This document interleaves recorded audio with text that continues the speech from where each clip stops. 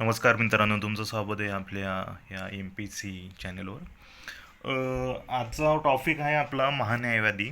आणि फक्त एवढंच करा, बाकी काही नका करू. तुमचे ग्रुप सीला येणाऱ्या 25 ऑक्टोबरला येणाऱ्या ग्रुप सीला महान्यायवादीचा काही होणार नाही. फक्त 5 ते 10 मिनटं द्या मला. सगळ्या नोट्स मी काढलेल्या आहे. फक्त एवढंच करा, बाकी काही नका करू. वारंवार हा व्हिडिओ बघा, वारंवार यात दिलेल्या नोट्स तुम्ही वाचा. यात दिलेल्या नोट्स तुम्ही तुमच्या अक्षरात लिहा. फक्त 2च पेजेस भरणार आहे, बाकी काही नाही भरणार. फक्त वाचा. चला सुरुवात करूया. आपलं स्वागत आहे. मी आहे तुमचा एम पी सीचा मित्र. आणि चला चालू करूया. आता महान्यायवादी म्हणजे ॲटर्नरी जनरल. मग कलम किती एम पी सीचं? 76मध्ये.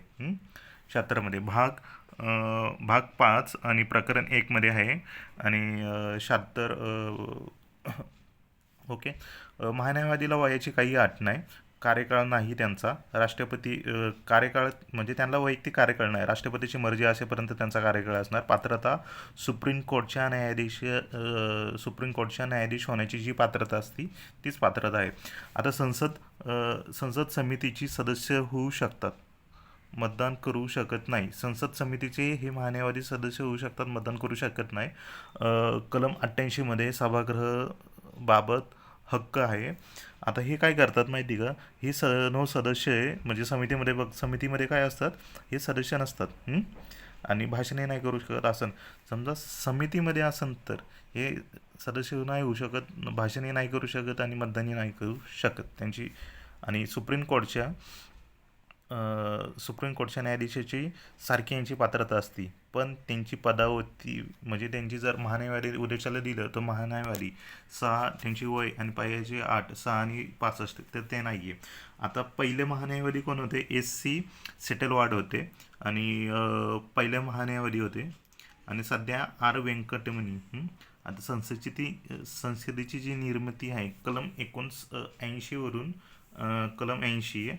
कलम 79 वरून लोकसभा आहे, आणि कलम 80 वरून राज्यसभा आहे, आणि कलम 181 वरनं हे आता पदावती नाही. आता कलम 105 म्हणजे 105मध्ये त्यांचा विशेष अधिकार दिले, म्हणजे त्यांना एक विशेष अधिकार आहे. आणि पुढे पूर्णवेळ सल्लागार अथवा शासकीय सेवेतही, म्हणजे आता विषय कसा असतो, पूर्ण वेळ ते सल्लागार अथवा शासकीय सेवेत नाही ते, म्हणजे ते वैयक्तिक हे करू शकतात. महान्यायवादीची पात्रता म्हणजे सुप्रीम कोर्टचे न्यायाधीश कोणत्याही महान्यायाची बाबतीत सुप्रीम कोर्टचे न्यायाधीश कोणत्याही उच्च न्यायालयास 5 वर्ष असावी. आणि हायकोर्टला 10 वर्ष वकिली त्यांनी करावी. आता त्यांची मंत्रिमंडळाची त्यांच्यावर मर्जी नसती. कोणाची? राज्यपालाची मर्जी असते, हे लक्षात ठेवा. मंत्रिमंडळाची नाही. वेतन व भत्ते राष्ट्रपती परिसीमित करतात, म्हणजे एवढं काम तेवढंच ते करणार. ओके.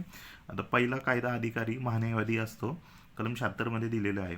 आता मानधन म्हणजे राष्ट्रपतीद्वारा निश्चित केले जाते, ना राज्यपालाद्वारे निश्चित केले जाते, ना संसदद्वारे निश्चित केले जाते, ना न्यायालयाद्वारे निश्चित केले जाते. राष्ट्रपतीद्वारा यांचे मानधन निश्चित केले जाते.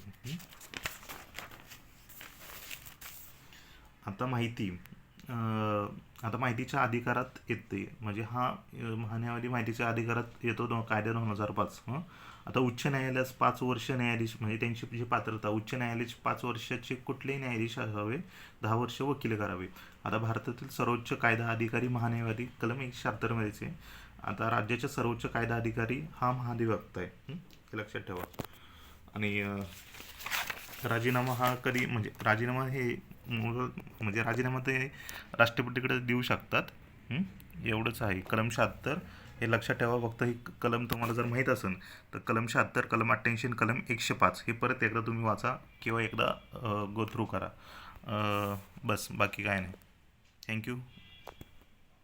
काय असेल तर कळवा, कमेंटमध्ये सांगा. ओके.